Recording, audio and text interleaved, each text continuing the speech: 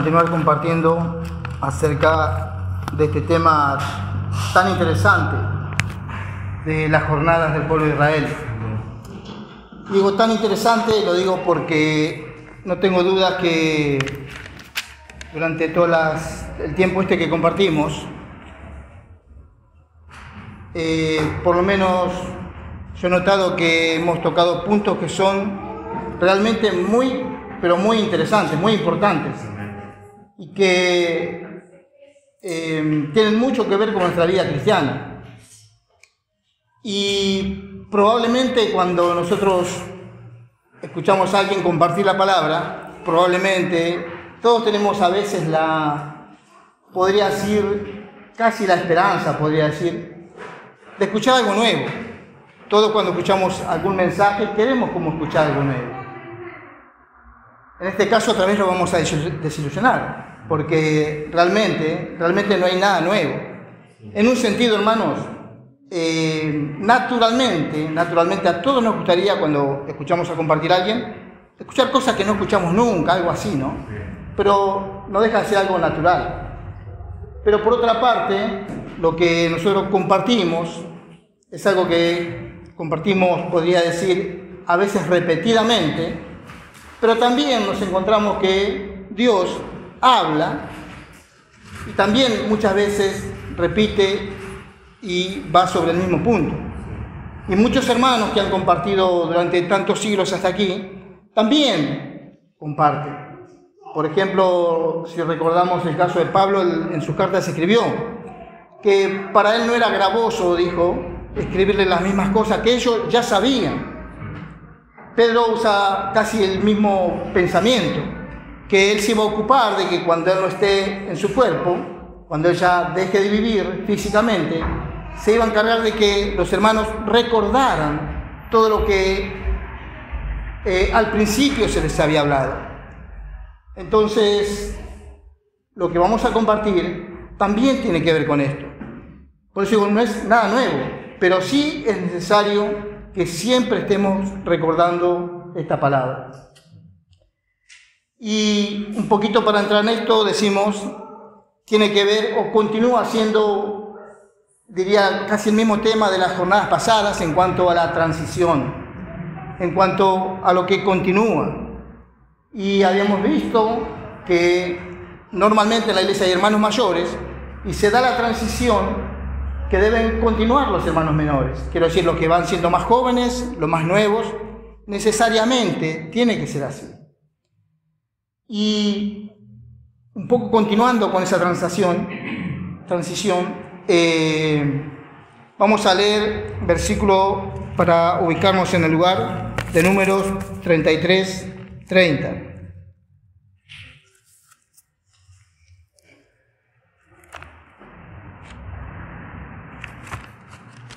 Nos va a ubicar en el lugar que hoy corresponde. Dice, salieron de Asmona y acamparon en Moserot. Este es el lugar que vamos a compartir hoy, Moserot. Y si recordamos, habíamos compartido anteriormente, creo que en 2 oportunidades, acerca de Asmona. Y decía, tiene que ver en este aspecto la transición, porque en Números 20 nosotros leemos, o encontramos, podría decir, la muerte de Aarón. Y yo no voy a ir a Números 20, porque quiero recordar ese punto nada más, pero la muerte de Aarón no es solamente que históricamente nosotros conocemos que murió Aarón en tal lugar, en tal fecha o en tal tiempo y que vivió tantos años. Hermanos, eso nos está dando un panorama de lo que Dios quiere que nosotros aprendamos en nuestra vida cristiana. Que en el caso de Aarón, pasaron por un lugar y Dios le avisó, podemos decir, le dijo, le anticipó que iba a morir en tal lugar. Pero no murió en ese momento. Siguieron recorriendo jornadas, lugares, y cuando volvió nuevamente a ese lugar, entonces ahí murió. Con esto quiero decir que lo normal es que ninguno de nosotros muere de repente. A todos los cristianos Dios nos da un aviso. Dios nos habla, nos pone en conocimiento, nos advierte que pueden llegar a ser nuestros últimos días. Nosotros podemos confirmarlo esto con la palabra. Pablo llegó el momento que dijo: yo ya estoy para ser sacrificado. Pedro podría decir, fue un poquitito más claro todavía. Pedro dijo: el Señor me ha declarado que ya es el tiempo de mi muerte. O sea, en otras palabras. Pero Pablo ya sabía que había llegado el tiempo. Ya estaba listo. Sabía lo que le esperaba. Y hermano, este principio es para todos los cristianos. En realidad, a ninguno debería agarrarnos de sorpresa. Por lo tanto, este lugar, Moseró, tiene, podría decir, dos aspectos que son muy interesantes, pero que necesariamente tenemos que compartir primero uno y después otro. Yo voy a tocar ahora el aspecto que corresponde a nosotros como hijos de Dios en nuestra relación con el Señor.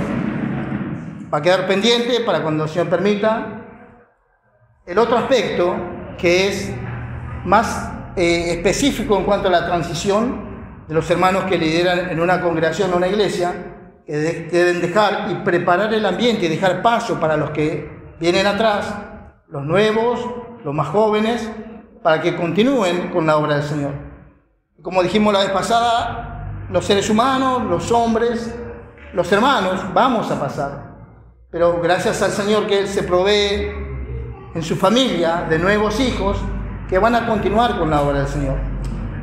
Los hombres, las personas, los hermanos pasamos, pero la obra del Señor continúa. Y gracias al Señor que es así. Y Él la va a continuar hasta lo último que Él quiere hacer. Y es muy interesante que este lugar, Moserot, significa coyundas. Podríamos incluir también, en este caso, yugo, porque hay, tal vez alguno sepa un poquito más de las cosas de campo. Yo para esto tuve que buscar bien, por ejemplo, cómo se coloca un yugo en el animal. Todos tenemos la idea, más o menos sabemos. No puedo decir que todos los yugos son iguales, pero lo que pude ver es que se ponen los dos animales, básicamente bueyes, se coloca una barra de madera llamada viga, y esa barra se ata a los cuernos de los dos animales con lo que es la coyunda, que es una correa. En algún caso, digamos, tal vez lugares que no tienen esa posibilidad de usar una correa, usan una soga, algo, podríamos decir, apto como para poder amarrar bien esa viga a los cuernos del animal y que quede bien firme y que de esa manera el buey pueda hacer su trabajo como tiene que hacer. Hermano, esto es importante, el significado, porque nosotros vamos a ir viendo cómo el Señor quiere que nosotros cooperemos con Él, que nos dispongamos para Él, que nos unamos a su yugo. Vamos a leer entonces Isaías 28.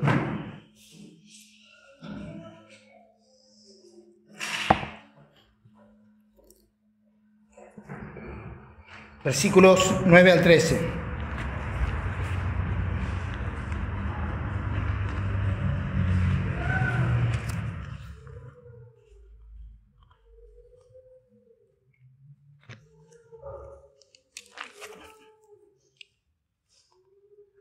Dice así: ¿a quién se enseñará ciencia? ¿O a quién se hará entender doctrina? ¿A los destetados? ¿A los arrancados de los pechos? Porque mandamiento tras mandamiento, mandato sobre mandato, renglón tras renglón, línea sobre línea, un poquito allí, otro poquito allá, porque en lengua de tartamudos y en extraña lengua hablaré a este pueblo. a los cuales Él dijo: este es el reposo, dad reposo al cansado, y este es el refrigerio. Mas no quisiste oír. La palabra, pues, de Jehová les será mandamiento tras mandamiento, mandato sobre mandato, renglón tras renglón, línea sobre línea, un poquito allí, otro poquito allá, hasta que vayan y caigan de espaldas y sean quebrantados, enlazados y presos. Y una de las preguntas, podemos decir, tal vez más sobresaliente, por lo menos para mí, es el versículo 9, las dos preguntas primeras. ¿A quién se enseñará ciencia? ¿O a quién se hará entender doctrina? ¿A los destetados? Por eso tomaba el ejemplo de Aarón, siendo un hermano mayor, líder en el pueblo de Israel, y podemos decir, tipificando a los hermanos mayores o líderes en las iglesias, en las congregaciones. Entonces, cuando el Señor escribe esto, está diciendo: ¿a quién se le va a enseñar ciencia? ¿Quién es el que tiene que aprender? ¿A quién se le va a enseñar doctrina? Podemos decir nosotros: ¿a quién? Entonces, vuelve a preguntar: ¿a los destetados? Podemos intercambiar: ¿a los recién nacidos? ¿A los bebés? No. Los que están en condiciones de aprender, de entender, son aquellos que tienen un poquito más de edad, que son un poco más maduros. A nadie se le ocurriría a un bebé enseñarle a hacer ningún tipo de práctica de una escuela, ni escribir, ni leer, ni sumar, ni restar, absolutamente nada. Pero cuando los chicos son más grandes, que ya tienen capacidad de entender, entonces se les puede ir enseñando. Y a medida que avanzan, a medida que crecen, se les pueden seguir enseñando cosas más difíciles. Eso es en lo natural. En lo espiritual, cuando alguien es recién convertido, es un niño. Podríamos considerar, como dice acá, un destetado, un recién nacido, un bebé. Y aún a una persona así, recién convertida, no se le puede pedir que entienda, que aprenda lo que necesita aprender. Eso se va logrando con el tiempo, poco a poco. Pero sí se le puede pedir eso a los hermanos más maduros, a los que tienen esa capacidad de poder entender, de poder aprender. Por eso dice el versículo 9: ¿a quién se enseñará ciencia? ¿O a quién se hará entender doctrina? ¿A los destetados? ¿A los arrancados de los pechos? Y después continúa y se repite el 10, casi con el final del versículo 13. Porque mandamiento tras mandamiento, mandato sobre mandato, renglón tras renglón, línea sobre línea, un poquito allí, otro poquito allá. Quiere decir, hermanos, en la medida que nosotros avanzamos en la vida cristiana, en la medida que crecemos espiritualmente, Dios nos va enseñando. Todos los días, podemos decir, continuamente, todos los días un poquito, renglón tras renglón, línea sobre línea, mandamiento sobre mandamiento, un poquito allá, otro poquito allá, y todos necesitamos ir aprendiendo. Y el Señor se encarga, Él quiere enseñarnos, Él quiere que nosotros aprendamos. Por eso podemos decir, se toma con toda paciencia este trabajo. Y Él da mandamiento tras mandamiento, línea sobre línea. Dice el versículo 11: porque en lengua de tartamudos y en extraña lengua hablaré a este pueblo. Y esto es porque el pueblo no entendía. Pero, como siempre decimos, nosotros necesitamos disponernos a no repetir la misma experiencia del pueblo de Israel, aunque muchas veces sucede. Pero no queremos, no deseamos ser un pueblo rebelde ni un pueblo contradictor. Queremos poder disponernos, queremos poder abrir cada día nuestro corazón al Señor para hacer su voluntad. Y no que escuchemos que el Señor tenga que decir esto ni de nosotros en lo individual, ni tampoco en lo corporativo. Dice la palabra, pues, de Jehová le será mandamiento tras mandamiento, otra vez mandato sobre mandato, renglón tras renglón. Y esto tiene podemos decir, un motivo. Y el Señor hace todo esto. Podemos decir, se toma todo este trabajo, tiene toda esta paciencia para lograr que al final nosotros podamos llegar a este resultado. Dice, hasta que vayan y caigan de espaldas y sean quebrantados, enlazados y presos. Todo esto hace el Señor y trabaja y trabaja y trabaja para que al final nosotros seamos quebrantados, caigamos y seamos presos para Él. Si se acuerdan, compartimos semanas anteriores que Pablo, estando preso, habiendo sido puesto preso por Nerón, en ningún momento, nunca, él dijo, el imperio romano me puso preso, o por las autoridades del imperio estoy preso, sino que su palabra fue, Pablo, prisionero del Señor.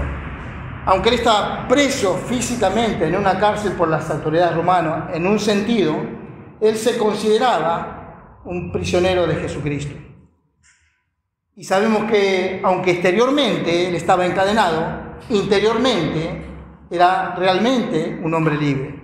Interiormente él podía disfrutar de la libertad que el Señor les había dado. Y esto no solamente sucedió con él, sino que sucedió con muchos hermanos. Y aún con nosotros. Con la diferencia de que muchas veces nosotros vemos las situaciones que quieren apresarnos, encarcelarnos, pero sabiendo que todavía interiormente tenemos una libertad que nadie podría quitarnos, muchas veces somos confundidos y casi, corremos el riesgo de no tener en cuenta esa libertad interior que el Señor hizo en cada uno de nosotros. Mientras estaba, meditando en esto que íbamos a compartir ahora, me acordaba, creo que los hermanos se acuerdan, que cantamos un himno antes, que decía, qué libertad tan maravillosa. ¿Se acuerdan? Creo que la mayoría nos acordamos. Qué libertad tan maravillosa. Y hermanos, realmente es así. Qué libertad tan maravillosa que el Señor nos ha dado a nuestro interior, que tenemos en nuestro interior. Y aunque aún si alguno de nosotros, por causa del Señor, tuviese que ir preso, todavía debería permanecer esa libertad interior que el Señor puso en nuestro interior, porque realmente Él nos ha liberado. Nosotros podemos ver en la calle muchas personas que parecen libres, pero la realidad es que interiormente están presos y cautivos de Satanás, el enemigo de Dios. Aunque naturalmente se considera que están libres, pero interiormente están presos. Están encerrados y están cautivos. Están siendo oprimidos. 1 Corintios 14.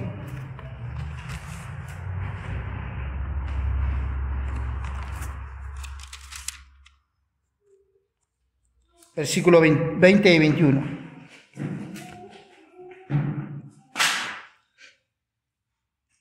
Acá creo que está puesto 20. Sí, 20 y 21 también. Pablo dice a los corintios, hermanos, no seáis niños en el modo de pensar, sino sed niños en la malicia, pero maduros en el modo de pensar. En la ley está escrito, en otras lenguas y con otros labios hablaré a este pueblo, y ni aún así me oirán, dice el Señor. Cuando el Señor habla, Él dice que habla, y cuando habla, si nosotros no oímos, nunca vamos a aprender, nunca vamos a poder avanzar y nunca va a poder el Señor hacer su obra en cada uno de nosotros. Por eso dice, en otras lenguas y con otros labios hablaré a este pueblo, y ni aún así me oirán, dice el Señor. Y Pablo está aclarando, le está recordando lo que dice en la ley, lo que leímos en Isaías. Pero puede suceder esa misma experiencia.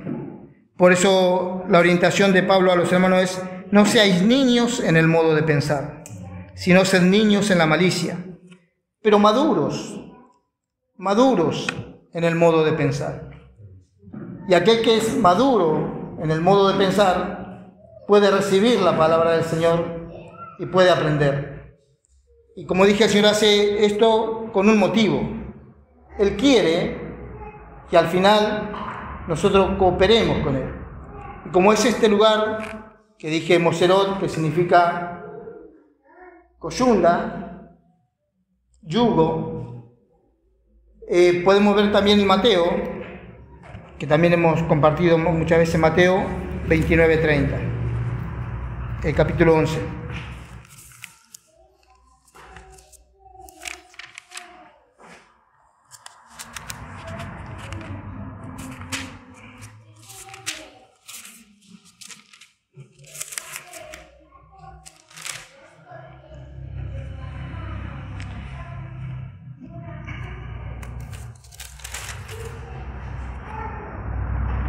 Dice, está hablando el Señor Jesús dice: llevad mi yugo sobre vosotros y aprended de mí, que soy manso y humilde de corazón, y hallaréis descanso para vuestras almas.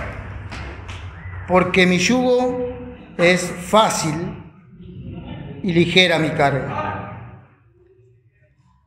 Creo que en general, hermano, la experiencia a veces general para muchos es que incluso podemos oír tal vez las mismas, o mejor dicho, distinta expresión, terminaciones de la misma persona. Por ejemplo, yo escuché a alguna persona en cierto tiempo decir: la vida cristiana es muy difícil. Y también escuché a la misma persona decir en otro momento: la vida cristiana no es difícil. ¿No? Parecen contradicciones. Pero hermano, si uno está en lo natural, la vida cristiana no solamente es difícil, es imposible. Es imposible. Pero si uno está en el Señor, realmente la vida cristiana es fácil. Por eso el Señor dice, lo que leímos en 29, llevad mi yugo sobre vosotros y aprended de mí, que soy manso y humilde de corazón. El 30, porque mi yugo es fácil y ligera mi carga. ¿Quién podría decir: no, pero es difícil, no, pero es pesado ser cristiano? ¿Quién podría? El Señor dice: mi yugo es fácil y ligera mi carga. Pero ¿qué pasa? Todavía nosotros acarreamos una naturaleza pesada. Y voy a ir a una frase que teníamos acá, que terminamos de cantar.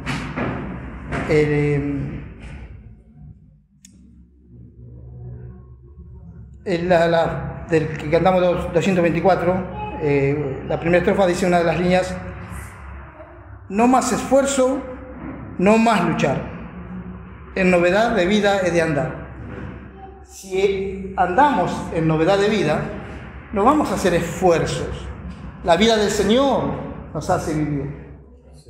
Ahora, si no andamos en novedad de vida, realmente es un gran esfuerzo. No solamente es esfuerzo, es un gran esfuerzo. Es una gran lucha. Y es imposible. Entonces sí es difícil. Pero gracias al Señor. ¿Qué no nos dice? Bueno, arréglensela. No. Dice: venid a mí, que tomemos su yugo.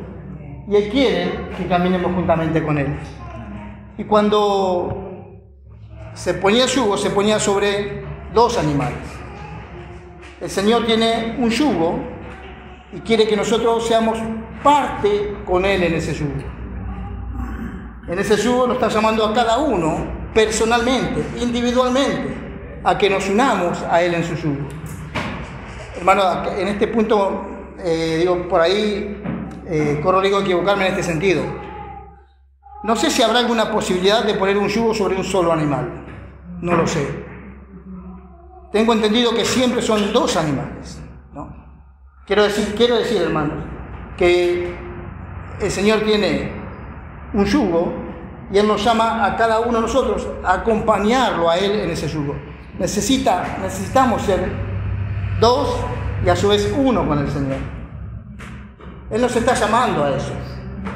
Él nos está llamando a que vayamos a Él y en Él podamos caminar con Él.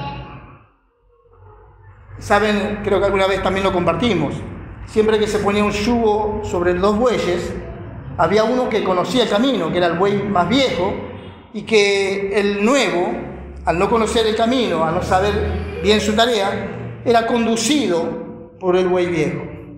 Hermanos, el Señor, como aquel que sabe el camino, Él nos puede conducir, Él nos puede guiar, Él nos va a llevar por el buen camino, Él nos va a llevar a hacer la buena tarea.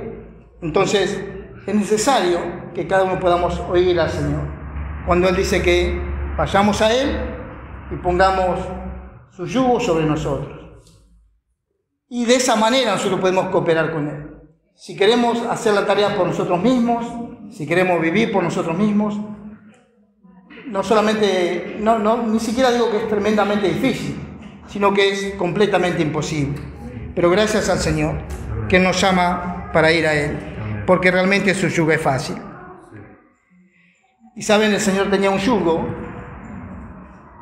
que no es como era nuestro yugo. Todos los seres humanos, todos los hombres, antes de venir al Señor, teníamos un yugo sobre nosotros que sí era pesado, porque es el yugo del pecado, el yugo de la esclavitud. Pero el Señor tiene un yugo que no tiene nada que ver con el pecado ni con la esclavitud. Me refiero a la esclavitud bajo Satanás ni la esclavitud del mundo. El yugo que tiene el Señor es un yugo que lo hace hacer la voluntad del Padre. Y en esto hay, podemos decir, complacencia del Señor Jesús en hacer la voluntad del Padre. Y no debería haber otra complacencia mayor para nosotros que también hacer la voluntad del Padre. Pero esto solamente lo podemos hacer si vamos al Señor y nos ponemos siendo uno en el yugo con el Señor. No hay otra manera. Podemos ponernos el yugo del Señor, que es un yugo fácil y que aligera su carga. Gracias al Señor. Es imposible por nosotros mismos. Imposible. No solo esto, sino que aparte de ser imposible, cuando lo queremos hacer encontramos que es completamente difícil y diría agobiante, muy agobiante. Siempre que queremos hacer algo naturalmente encontramos que es muy agobiante. Diría cansador y completamente malo. Es imposible. Pero gracias al Señor que en Él podemos. Vamos a leer el capítulo 21 de Juan.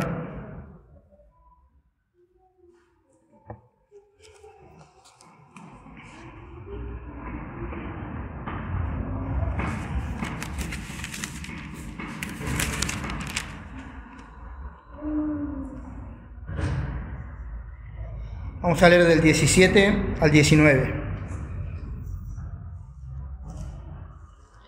Del 15 para leerlo completo. 15 al 19. Capítulo 21 de Juan.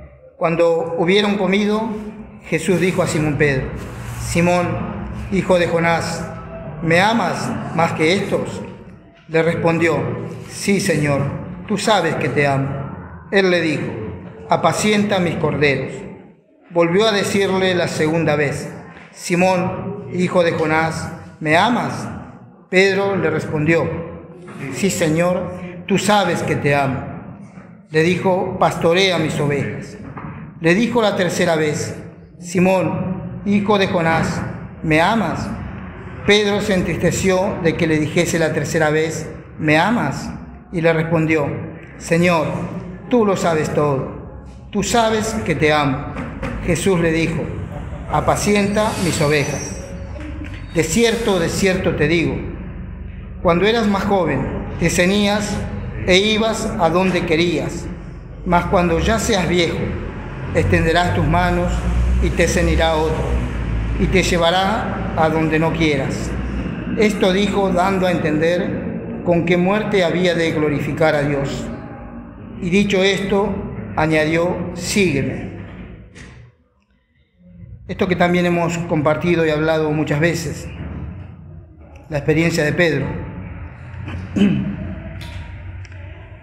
Y Pedro, cuando, en su inicio, podemos decir, cuando era joven todavía, todos nos acordamos que él negó al Señor.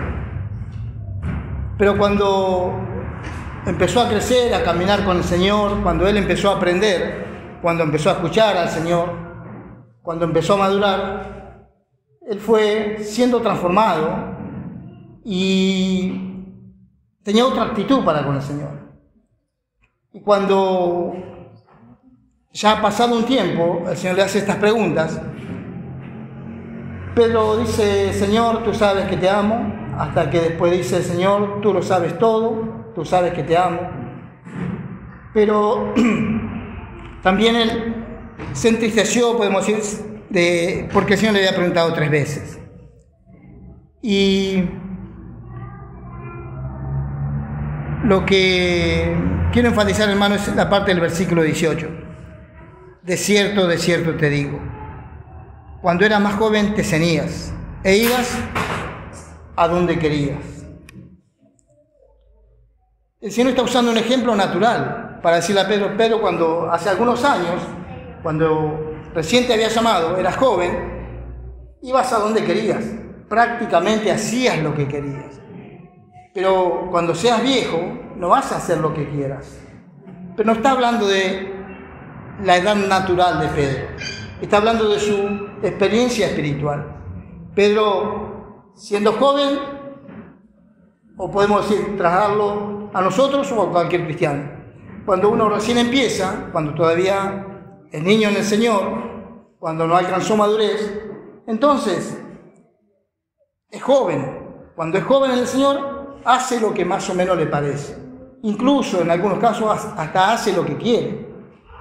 Pero cuando la persona empieza a crecer en el Señor, cuando empieza a madurar en el Señor, cuando se pone con años en el Señor, entonces ya no va a hacer lo que quiere. Entonces no va a donde quiere, sino que empieza a reconocer al Señor y empieza a entender la voluntad del Señor y ya no hace su propia voluntad. Y con esto tiene que ver esta experiencia que tuvo Pedro, en este caso en Juan, con el Señor. No le está hablando cuando vos tengas 80 años, te van a llevar a donde no quieran. No, está hablando cuando seas espiritualmente maduro, no vas a hacer más tu voluntad, tu propia voluntad humana. Hermano, esto tiene que ver con nosotros también. Nosotros, mientras hacemos lo que nos parece, lo que queremos, no tenemos tanto en cuenta la voluntad de Dios, tal vez no la conocemos tanto, hacemos lo que queremos. Podemos decir, no somos maduros, nos falta madurez espiritual, somos niños espirituales, entonces hacemos como nos parece. Pero cuando hay hermanos que son maduros espiritualmente, que están crecidos espiritualmente, entonces tienen en cuenta la voluntad de Dios y no hacen lo que quieren, no pueden hacer lo que quieren. Y cuando dice, más cuando ya seas viejo extenderás tus manos y te ceñirá otro y te llevará a donde no quieras. Hermano, tampoco se está refiriendo a personas físicas, que cuando yo tenga algunos años más, cuando sea más viejo, otros me van a llevar a donde yo no quiera y me van a ceñir y van a extender. No se está refiriendo a personas, se está refiriendo al propio Señor, que va a llevar a Pedro a hacer su voluntad, y que Pedro no va a hacer su propia voluntad, lo que él quiere, sino que va a ser llevado por Dios para hacer su voluntad. Y así debería ser también con cada uno de nosotros. En la medida que crecemos en el Señor, hasta que algún día lleguemos a una madurez, seamos llevados por el Señor, conducidos.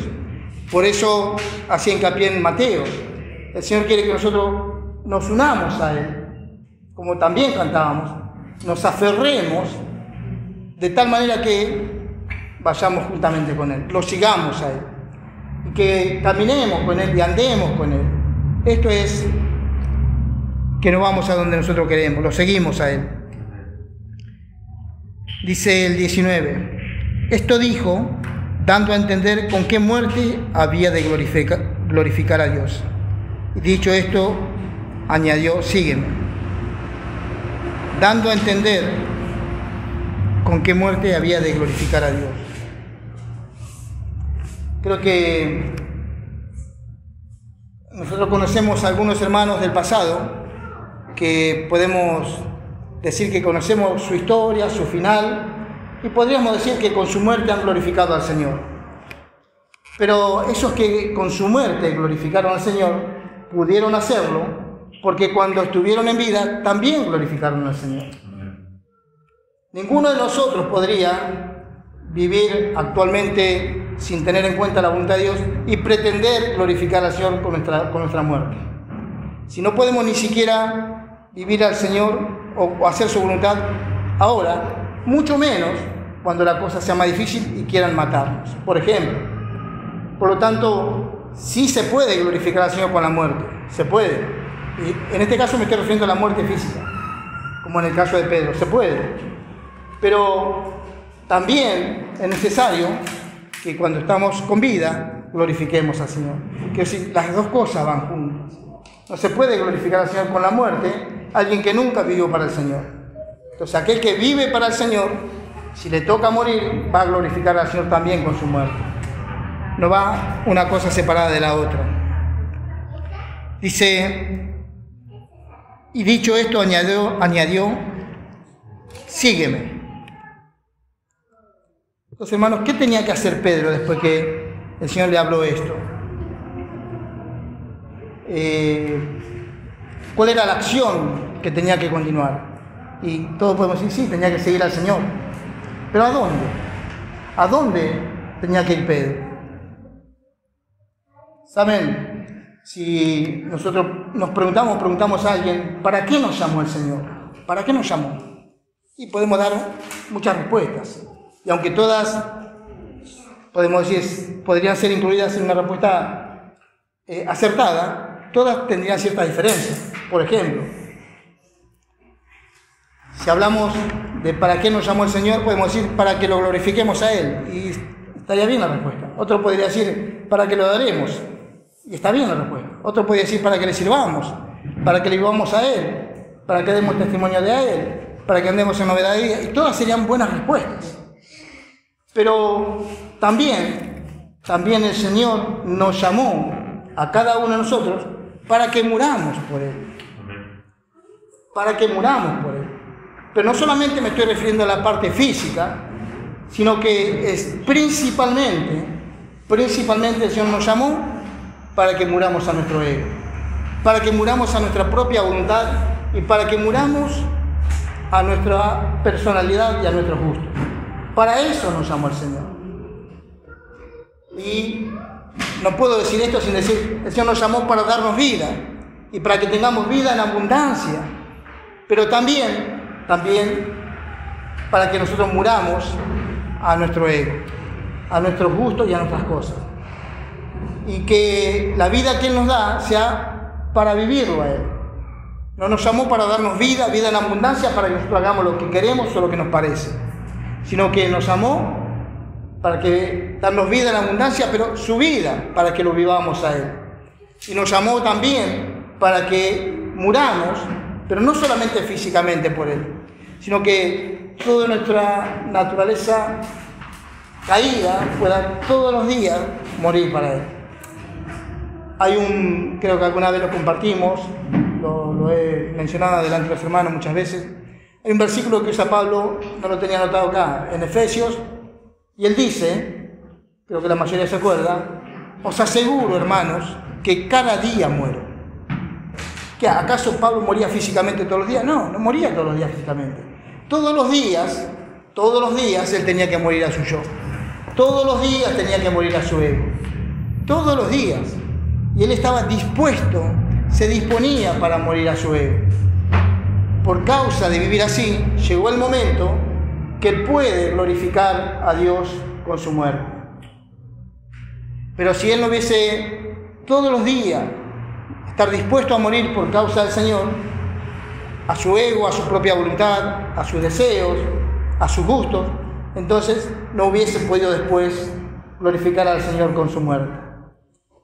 Es importante, y gracias al Señor que Él nos dio vida, pero también, hermanos, necesitamos poder ver y reconocer que nos llamó para morir también. Y es necesario. Hace algunos también, tiempito atrás compartimos. El Señor dice, si el grano de trigo no cae a tierra y muere, no lleva fruto, queda solo. Y Él es el grano de trigo. Pero también nosotros hablamos que también como granos de trigo necesitamos morir. Necesitamos permitir que el Señor nos muera para que junto con otros podamos ser esa harina que es amasada y que pueda hacer el pan. Si no, no hay manera de poder seguir al Señor. Y por eso empezamos compartiendo que en el caso de Aarón, Dios le avisó, tenía que morir. Pero aclaraba que aunque Aarón por supuesto muere físicamente y muere en el mismo lugar que Dios le dijo que iba a morir, cuando Dios le dijo, no tiene que ver exclusivamente con la muerte de Aarón. Creo que es una figura, podemos decir, una manera de Dios de decirnos a nosotros que todos necesitamos morir. Repito, es a nuestro gusto, a nuestro yo, para que podamos unirnos al Señor y cooperar con Él. Y de esa manera nos invita a que nos pongamos su yugo, que es fácil, a llevar su carga que es ligera, y de esa manera nosotros podamos caminar al lado del Señor. Y saben, cuando se ataban los bueyes, no había manera de que uno vaya para allá y el otro vaya. No. Tenían que hacerlo juntos, en unidad. Esa es la manera que nosotros estamos con el Señor. Y Él nos pide que nos pongamos su yugo para que junto con Él caminemos, andemos y estemos. Amén. Gracias al Señor.